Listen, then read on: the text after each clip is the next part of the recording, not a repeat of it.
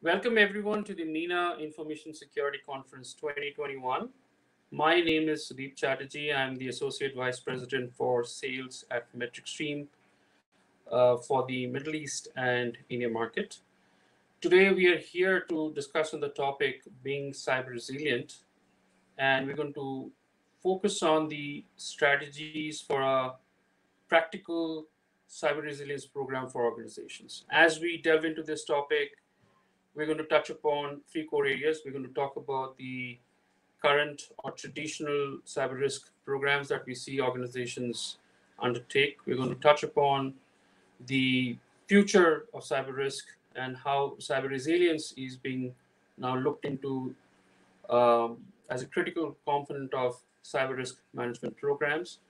And we'll also touch upon a couple of case studies on how these organizations have embraced cyber resiliency and cyber risk quantification as part of their cyber risk journey. So with that, we'll get started. So cyber resilience today is an important pillar to achieve a holistic and robust cyber risk management program in place. And today, as we look at risk in this interconnected world and constantly evolving world, so there are various factors which are impacting our overall risk program. So whether these are regulatory risk, compliance risk, third-party risks, your cloud risk, or various other kind of factors like pandemic, which are unplanned for, but all of these are having various impacts for our overall risk and overall risk program for organizations. So as we kind of go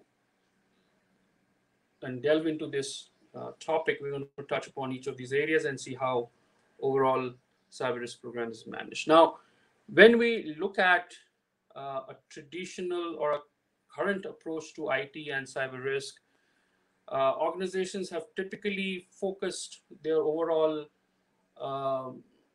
investments towards preventing cyber crisis and building capabilities to ensure that they identify and protect from breaches. But what we don't see too much is focus on recovery and response in case of a breach situation. So how do you build a cyber resiliency program and kind of make that as part of your overall cyber risk framework, right? And that's what we're going to kind of discuss today, how you typically bring that as part of your overall program. But when you look at it from a current approach, right? So essentially it kind of revolves around how do you identify, analyze, treat, and communicate risk. And typically when you look at it, organizations have heavy dependencies on threats and vulnerabilities, and they identified that today successfully, absolutely. But are these connected to your risk? Are these connected to your critical assets? Yes, we are using frameworks and multiple frameworks to analyze the risk and kind of drive your overall risk rating, but they're still essentially qualitative in nature. And we're looking at red, green, amber, yellow, or kind of ranking it on a high, medium, low kind of framework. But is it actually giving you the kind of risk impact of an organization, how you're exposed? Or is it still essentially control driven, right? So too much dependency on controls. But what we're probably missing today in overall context of bringing it from a cyber risk perspective is aligning the business context, aligning value to business. So when you're looking at it overall, yes, you do have your frameworks in place, you do have your threats and vulnerabilities in place. You're looking at assets from your CIA perspective, and you're using all of these to assess a risk. But what is the business context of your confidentiality or availability? Are we really looking at that? Not necessarily we are kind of assessing that. So yes, it is highly qualitative in nature and not giving you the real kind of value in monetary terms of what you're exposed to and what's the risk that you're exposed to as an organization. Now, when we look at how then you transcend between the traditional approach to the modern thinking, which is bringing in cyber resilience as part of your overall cyber risk program, there are two critical approaches that is being looked at, and we see organizations talk about it a lot today. One is definitely the entire risk and quantification approach, right? How do you kind of embark into uh, a risk quantification based approach to assessment and identify the dollar value impact of that to the organization? And the second approach is how do you kind of look into an integrated approach to risk so that your cyber risk is now tied to your recoveries, your DR activities, your incidents, which are kind of impacting your business, your third-party risks, your overall enterprise risk. So all of these are now being integrated, giving you a real picture of the risk, right? So that's typically what you will probably uh, try to achieve in an ideal state. So we'll kind of delve into that a little bit more. But if you look at the core components of cyber risk resilience, right? So there are 5 core areas that we typically see organizations talk about. So, of course, the cyber risk uh, policy, cyber compliance, cyber risk, as in risk assessment and kind of management around that, your third party or vendor risk, and business continuity. So these are the 5 core components that we see today when you look at overall an integrated approach to cyber risk resilience. These are the core components that organizations are talking about. So yes, I mean, we're going to delve a little bit deeper into that, but these are some of the core components. But as you look into, and we talked about this entire kind of approach to cyber risk quantification. So one of the important thing is it brings a sharper focus into your overall um, risk posture, right? And why is it important? Why companies, organizations are talking about risk quantification? So essentially, of course, if you look at the 5 core um, reasoning for this, right? So definitely, it's increasing complexity in the market, evolving cyber attacks surface that you see. So if you are looking into the market and if you look at some of the recent studies conducted by some of the analysts and some of the other providers like Ponemon or Tenable, more than 90% of respondents report uh, experiencing at least one damaging cyber attacks over the period of last 2 years. And more than 60% in the last 2 years or more, right? So quantifying cyber risk helps organization prioritize their risk based on the dollar value impact of the risk and proactively manage their cyber risk, right? So that's typically where we are seeing the value of that. Now, the second area that we look into it, of course, as we're talking about, risk prioritization uh, is key, right? And your resources are limited, and you're not going to kind of spend or invest more, or even if you're going to spend and invest more, where do you focus, right?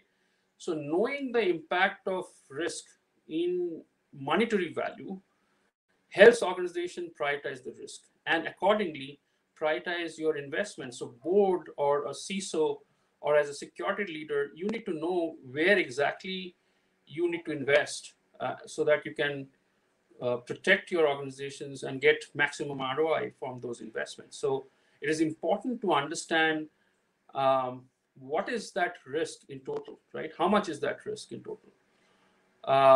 And which are those top risks? I mean, can we look into and determine which are those top 5 risks for you? And in that top 5, where do you need to focus, right? Which one has maximum material impact for you in the short run, in the long run? So understanding that is very, very important. And according to that, you have to then apply your resources uh, where it matters most, where you will have best ROI coming out of it, right? So it is very important to understand the overall risk prioritization, and overall the quantification of risk allows you to do that. So it's very important. Now, as we're talking about it, to link to that is your uh, effective utilization of budget, right? So you typically are heavily invested in technologies for identification of breaches, and there are different tools which are doing that. Organizations have successfully implemented different tools for managing threats and vulnerabilities, consultation of those tools. But with cyber risk quantification, organization can answer the question where to exactly invest, right? How much investment is required and is it good enough for the organization? So this will lead to an effective utilization of the resources, minimization of duplication of technical capabilities and investment, and also maximum leverage of your resources. And the fourth area is how do you demystify your cybersecurity uh, to the board, because not essentially they will understand, or they don't talk the same language as a security leader or a CISO of an organization would. So how do you make them understand what are the risks, how that impacts your organization, how that it impacts your top line or bottom line, right? So how do you present it to the board with and the language where they understand, right? So the cyber risk quantification mechanism allows you to go back and present it as simply as possible to the board, to your overall management, to your key stakeholders, to make them understand which are your top risks, what's the impact of that risk to the overall business, and accordingly decide where to invest so that your risk can be mitigated, right? And finally, of course, gaining competitive advantage. So as you have a matured cyber security program, it protects the organization, but it also works as a competitive advantage for the organization, right? So you're always one step ahead. So by investing in a risk quantification methodology, uh, you typically have a mature framework which allows you to also kind of uh, stay one step ahead than your peers, right? So which is very, very important. Now, from a cyber risk quantification perspective, and we touched upon these points again in the previous slide, but that these three typically become very important. Now, today, as you talk to CISOs, board, or even the security leaders, they are being asked more and more by the board to communicate in the language to highlight the risk exposure in monetary value, right? So that is typically driving that entire focus on cyber risk quantification. Similarly, you have to look into the regulatory impact um, to your overall cyber risk program and look at it also from financial terms, right? Um, so yes, you have to understand if you are not meeting certain guidelines, what's the financial or monetary impact to you. And now with the resources being limited, you also have to prioritize and ensure that all your investments that you're making um, are kind of addressing the concerns, of course, and also giving you the right results and helping you mitigate those risks and build a robust cyber risk framework for the organization. So that's typically what we are seeing in the organization, what we are hearing from our customers. Now, having said that, uh, how do you build and expand your cyber risk uh, program into a cyber resilience program? If you remember, when we talked about the beginning, uh, the entire idea is to kind of ensure that you have an integrated framework. Now, we talked about building a robust framework for cyber risk and cyber compliance management, through which you will have, of course, your common framework for managing risks and compliance, managing threats and vulnerabilities, standardize your risk rating and mitigation program. But what is very important is how do you bring in business context to it? How do you um, ensure that if there is a threat or if there is a risk, what exactly that means from a business context perspective? So if an asset or an application um is kind of being assessed, how important is that to your business? I mean, is it an asset that contributes revenue, um, or it's just an asset that helps you monitor a non-critical business function? So how material it is to the business, right? And if it's failure, how much you're going to get impacted, right?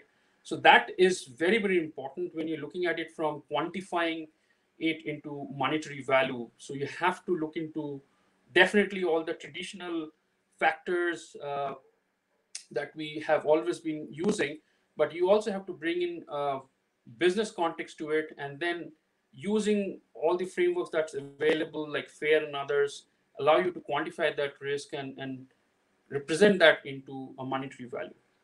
And then there is, of course, your overall vendor risk program. How do you bring that into your uh, the cyber risk? How do you integrate that so you know if there are any uh, impact of that to your overall uh, cyber risk framework? You understand that. How do you bring in your recovery strategies in case of a breach situation? Focus on that so that you know typically how to build a resiliency program around that. So if anything gets impacted, what's your recovery kind of plan? What's your recovery objective? So bringing in that framework into it, and then of course IT incidents, AI around that, uh, kind of giving you an overall kind of framework. So essentially, if I have to summarize, the focus will be around adopting a quantified risk assessment, automating your controls for monitoring compliance, so bringing that in, and maybe leveraging your AI from an IT incident perspective and giving an overall holistic kind of view into your integrated program for cyber risk. Now, the last slide that I'm going to touch upon is what we are seeing in the market now. We talked about as we see the journey right across different customers and their journey over the period of time. So traditionally, we have seen that organizations follow a control-based approach. We talked about that, which is very data intensive. You keep testing your controls, invest a lot of resources. At times, yes, you use continuous monitoring as an approach or different kind of tools, but essentially it's again very control and testing driven, right? uh, However, we see companies slowly moving away from that approach, and they're looking at a more risk-based approach to cyber risk, and there you are looking at more risk appetite driven, um, and then quantification of risk, prioritization based on that, and then kind of bringing in your other traditional factors like vulnerabilities, threats, your CIS score, CVSS scores, and kind of bringing that together, but essentially driven by a risk-based approach. Now, where organizations are slowly moving is on the proactive approach. Yes, it's good to have that rear view mirror kind of framework. It's good to have that perspective, right? But you have to use that perspective in a way and use new age technologies, whether these are AI, ML based um, frameworks and tools, so that you can use that useful information that you have and drive a more proactive approach to cyber risk management, right? So you have to understand the interconnectivity between different components of your cyber risk program, whether these are related to third parties, whether these are related to risk controls, compliance, and other elements. So how do you kind of bring all this together, use newest technologies, and then kind of align that?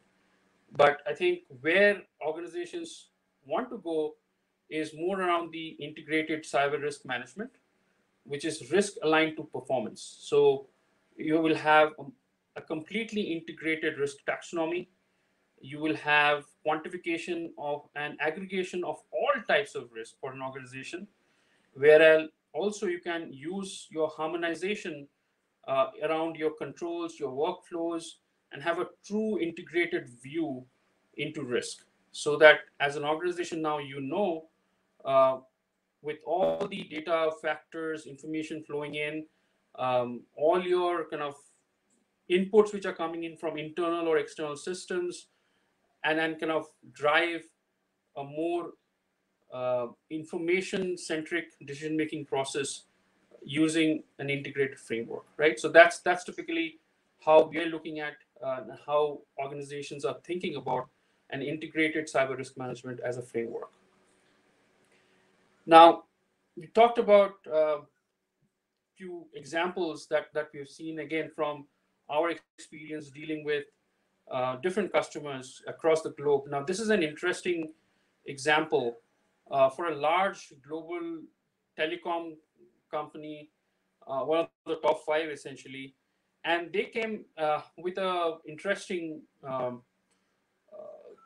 challenge. And here, the board actually asked the CISO and the other security leaders that, hey, we want to have a integrated view into, of course, the cyber risk, but I also want to make my investment decisions, where to invest, how to invest, when to invest, in a true uh,